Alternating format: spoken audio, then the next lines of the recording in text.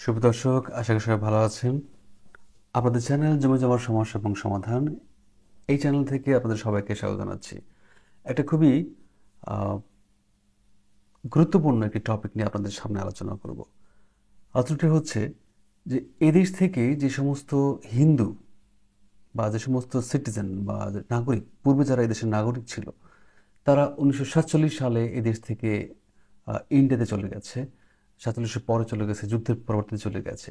তারা ওদেশে গিয়ে তারা সিটিজেনশিপ প্রাপ্ত হয়েছে, ভোটাধিকার প্রাপ্ত হয়েছে। তারা এদেশে আর নাও আসতে পারে এবং আসবে না। তো তাদের কিছু সম্পদ কিন্তু তারা ফেলে গেছে, বিক্রি বাট্টা না করে ফেলে গেছে। তাদের এদেশে কিন্তু মানে শরিকরা রয়ে গেছে।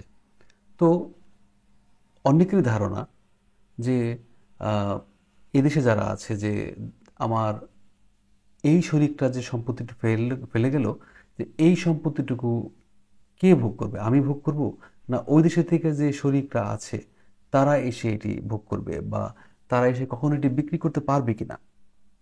এরকম প্রশ্ন কিন্তু আমাদের দর্শক আসে। যে ধরা গেল যে রাম এবং শ্যাম দুই ভাই।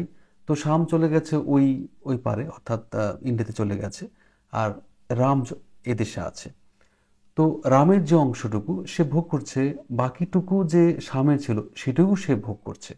এখন রামের মনে একটা আশঙ্কা আছে, যদি শ্যাম বা শ্যামের ছেলেরা বা তার মানে ওয়ারিশরা যদি কখনো আসে, তো তারা কি এই সম্পত্তি নিতে পারবে কিনা এবং তারা এই সম্পত্তি বিক্রি করতে পারবে কিনা।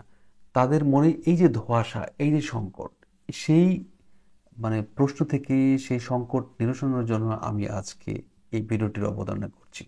দর্শক, আমি সরাসরি কিন্তু বলে দিব না যে আপনারা পাবেন কি পাবেন না। আপনারা আপনাদের সামনে আমি কিছু আইন, কিছু কনস্টিটিউশনের আর্টিকেল আমি আপনাদের সামনে সাবমিট করব।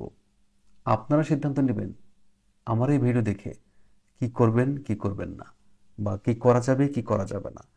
শেষ পর্যন্ত ভিডিওটি দেখার জন্য অনুরোধ করব। আপনাদের এই প্রশ্নটার উত্তর দেওয়ার জন্য প্রথমেই আমি বাংলাদেশের সংবিধানের 42 ধারায় নিয়ে যাব। বাংলাদেশের সংবিধান, the constitution of people's republic of Bangladesh, article number 42। সেখানে কি বলা আছে দর্শক? বলা আছে 42 এর নম্বর 1-এ বলা আছে, subject to any restriction imposed by law, every citizen shall have the right to acquire, hold, transfer, or otherwise dispose of property, and no property shall be compulsorily acquired, nationalized, or requis- requisitioned requisitioned save by authority of law। এর অর্থ হচ্ছে দর্শক, যে বাংলাদেশে যে জনগণ আছে, নাগরিক আছে, তাদের অধিকার আছে এই সম্পত্তি হোল্ড করার, মানে ক্রয় করার, মালিকানা অর্জন করার, অ্যাকোয়ার করার, অধিগ্রহণ করার এবং এই সম্পত্তি বিক্রি করার সব কিছু তারা অধিকার করতে পারে স্বাধীনভাবে। এখানে কিন্তু দর্শক কোথাও বলা নেই যে বিদেশি কেউ, বিদেশি পাসপোর্টধারী কেউ, বিদেশি সিটিজেনশিপ প্রাপ্ত কেউ এই দেশের সম্পত্তি হোল্ড করতে পারে বা তারা সেল করতে পারে, কেউ কিন্তু বলা নেই। তাহলে বাংলাদেশের যে প্রাইম সুপ্রিম যে লটা আছে সেটি হচ্ছে কনস্টিটিউশন। সেখানেই কিন্তু 42-তে বুঝে নিতে হবে যে নিষেধ করা হয়ে গেছে যে না, বিদেশি নাগরিকরা এটা পাবেন না, এটা বাংলাদেশের সিটিজেনটা পাবে। সিটিজেন বলতে এখানে 100% বাংলাদেশের সিটিজেনকে বলা হয়ে। তাহলে দর্শক, বাংলাদেশের সম্পত্তি ক্রয় করতে হলে বা বিক্রি করতে হলে বাংলাদেশের নাগরিক হতে হবে। তো যারা চলে গেছেন তারা তো আর বাংলাদেশের নাগরিক নয়, তারা ছিল। আমি আপনাদেরকে 1951 সালের একটি আইন দেখাচ্ছি, সেটি দ্য সিটিজেনশিপ অ্যাক্ট 1951। এটি বাংলাদেশে প্রচলিত ছিল। তৎকালীন ইস্ট পাকিস্তান যখন ছিল তখন এটি প্রচলিত ছিল।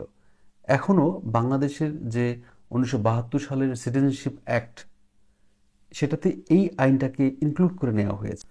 তো দর্শক, 1951 সালের যে 2 নম্বর আইনটি, সেই আইনটাতে কি বলা আছে যে dual citizenship or nationality not permitted. 14 নম্বরে একে বলা হয়েছে যে Subject to the provision of this section, if any person is a citizen of Bangladesh under the provision of this act and is at the same time a citizen or national of any other country, he shall, unless he makes a declaration according to the laws of that other countries renouncing his status as citizen or national thereof, cease to be a citizen of Bangladesh. এখানে কথার important, cease to be a citizen of Bangladesh, অর্থাৎ এখানে যদি কোনো বাংলাদেশের নাগরিক অন্য কোনো দেশের অন্য কোনো স্টেটসের আনুগত্য স্বীকার করে, অন্য দেশের কোনো দেশে গিয়ে থাকে বা অন্য দেশে গিয়ে থাকলে সমস্যা নেই, আনুগত্য স্বীকার করে, সে দেশে পাসপোর্ট গ্রহণ করলো, সে দেশের নাগরিকত্ব গ্রহণ করলো, নাগরিকত্ব গ্রহণ করে মানে আনুগত্য স্বীকার করা, তাহলে তার এই বাংলাদেশের যে নাগরিকত্ব সেটি সরকার কর্তৃক সিজ করা হবে, অর্থাৎ বাতিল করে দেওয়া হবে। তার মানে ডুয়াল সিটিজেন 1951 সালে গ্রহণযোগ্য ছিল না। আন্তর্জাতিক একটি আইন আছে যে যে দেশে ডুয়াল সিটিজেনশিপ আছে সেই দেশের নাগরিক, সেই ডুয়াল সিটিজেন দ্বৈত নাগরিকগণ বাংলাদেশের সম্পত্তিও ক্রয় এবং বিক্রয় করতে পারবে এবং যে দেশে আছে সে দেশেও ক্রয় বিক্রয় করতে পারবে। কিন্তু 1951 সালে এই আইনটি কার্যকর ছিল না। এখন আমি আপনাদের যেহেতু বলে দিয়েছি যে ডুয়াল সিটিজেনশিপ যেখানে থাকবে সেখানে কিন্তু তারা ক্রয় বিক্রয় করতে পারবে। বাংলাদেশেও ডুয়াল সিটিজেনশিপটি এখন 1972 সালের যে আইন আছে সেই আইন দ্বারা এটি পারমিট করা আছে। Temporary provision order 1972 presidents order, এই অর্ডারের মূলে 2 ধারাতে 2 এর যে 2 ধারাটা আছে সেখানে বলা আছে যে the government may grant citizenship of Bangladesh to any person who is a citizen of any state of European or North America or of any other state which the government may by notification in the official gazette specify in this behalf। অর্থাৎ এই জন্যে সরকার যে কোনো সময় এটি পারে যে কাউকে ডুয়াল সিটিজেনশিপ ঘোষণা করতে, তবে এটি ইউরোপিয়ান ইউনিয়ন অর্থাৎ ইউরোপের যতগুলো দেশ আছে, নর্থ আমেরিকার যতগুলো দেশ আছে এবং সরকার কর্তৃক যে সমস্ত দেশকে দেওয়া হবে সেই সমস্ত দেশের নাগরিককে দ্বৈত নাগরিক দেওয়া হবে। তার মানে ডুয়াল সিটিজেনশিপ বাংলাদেশে আছে। এখন কথা হলো যে ডুয়াল সিটিজেনশিপ কি ইন্ডিয়ার মানুষ পাবে? ইন্ডিয়া এবং বাংলাদেশের মানুষ কি ডুয়াল সিটিজেনশিপ অর্থাৎ দ্বৈত নাগরিকত্ব নিতে পারবে? এই প্রসঙ্গে ইন্ডিয়ান যে সংবিধান আছে সেটি কি বলে? বাংলাদেশের সংবিধান কিন্তু এটাকে না করেছে, নাও করেনি হ্যাঁও করেনি না। বাংলাদেশ নাগরিক বলছে বাংলাদেশের সিটিজেনই এটা জমি জমা ক্রয় বিক্রয় করতে পারবে, সেখানে ডুয়াল সিটিজেন কথাটা উল্লেখ নেই। এই জন্যই 1972 সালের যে আইনটি করা হয়েছে সেখানে ডুয়াল সিটিজেনশিপ কথাটা এসেছে। তাহলে এখন আমি আপনাদের দেখাবো যে ইন্ডিয়ান যে কনস্টিটিউশন, সেই কনস্টিটিউশনের 9 আর্টিকেলে কি বলা আছে? সেখানে বলছে যে no person shall be a citizen of India বা virtue of article 5 or be deemed to be a citizen of India by virtue of Article 6 or Article 8 if he has voluntarily acquired the citizenship of any foreign state। তার মানে হচ্ছে এই 9 ধারাতে বলা আছে যে কোনো ব্যক্তি দ্বৈত নাগরিকত্ব লাভ করতে পারবে না। যে নাগরিক এদেশের মানে ইন্ডিয়ান নাগরিক সে অন্য দেশের নাগরিক হতে পারবে না, আর যে ব্যক্তি অন্য দেশের নাগরিক সে এই ইন্ডিয়ার নাগরিক হতে পারবে না। একটা সাথে বলা আছে যে persons voluntarily acquiring citizenship of a foreign state not to be citizen. Clear? এই প্রসঙ্গে একটি ঘটনা বলি। কিছুদিন আগে অর্থাৎ মোটামুটি 1 বছর আগে ভারতের যে মুম্বাই চলচ্চিত্র আছে, film star Akshay Kumar, big star, তিনি কিন্তু অনেক বড় ফ্যান, আমিও তার ফ্যান।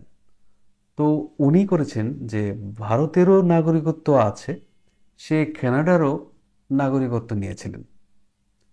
তো যেহেতু আর্টিকেল নম্বর 9 বলা আছে যে না, আপনি ইচ্ছাকৃতভাবে অন্য এদেশের জন্মসূত্রে নাগরিক হয়েছেন, আপনি কানাডার নাগরিক হতে পারবেন না।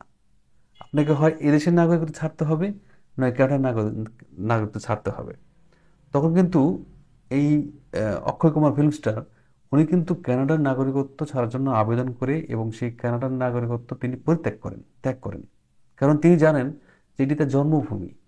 এই ইন্ডিয়া তাকে অক্ষয় কুমার বানিয়েছেন, এই জন্য তিনি এদেশের নাগরিকত্বটি রেখে দিয়েছেন। যে বাংলাদেশের যেহেতু দ্বৈত নাগরিকত্ব ব্যবস্থা চালু আছে এবং বিশ্বের 101টা দেশের সাথে বাংলাদেশের দ্বৈত নাগরিকত্ব ব্যবস্থা চালু আছে, শুধু এই সার্কভুক্ত দেশের সাথে নেই। তাহলে সার্কভুক্ত দেশের জনগণ বাংলাদেশের জমি বিক্রি করতে পারবে না, রেখে যাওয়া সম্পত্তি বিক্রি করতে পারবেন না বা ক্রয় করতে পারবেন না। কিন্তু বিশ্বের অন্যান্য 108টা দেশের জনগণ কিন্তু এদেশের রেখে যাওয়া সম্পত্তি আমেরিকাতে যারা সিটিজেনশিপ প্রাপ্ত হয়েছেন তারা বিক্রি করতে পারবে, ইউকেতে যারা আছেন তারা পারবেন, অস্ট্রেলিয়াতে যারা আছেন তারা পারবেন, কানাডাতে পারবেন। এরকম 101টা দেশের লোকজন, আপনারা যারা দ্বৈত নাগরিকত্ব গ্রহণ করেছেন, যারা আমেরিকাতে বড় হয়ে গেছেন, তারা এদেশে আসেনি, ভাবছেন যে তারা সম্পত্তি বিক্রি করতে পারবেন না, আপনাদের সম্পত্তি অবশ্যই বিক্রি করতে পারবেন। কারণ আপনাদের পিতৃপুরুষের সম্পত্তি এখানে যেহেতু আছে, আপনারা এসে বিক্রি করতে পারবেন। এটি ছিল সমাধান। দর্শক, সার্কভুক্ত দেশের লোক, সে ইন্ডিয়া হোক, পাকিস্তান হোক বা আফগানিস্তান হোক, যে দেশেরই হোক, শ্রীলঙ্কার হোক, তারা এদেশে রেখে যাওয়া সম্পত্তি কিন্তু বিক্রি করতে পারবে না। কিন্তু 108টা দেশের লোক এই সম্পত্তি বিক্রি করতে পারবে। এটি ছিল দর্শক আমার পর্যালোচনা, প্রমাণ সহ আমি আপনাদের সামনে হাজির করেছি। বাকিটুকু আপনাদের বিচার। আপনারা সবাই ভালো থাকবেন, সুস্থ থাকবেন এবং আপনাদের এই চ্যানেলটিকে অবশ্যই শেয়ার, সাবস্ক্রাইব করবেন। বিদায়।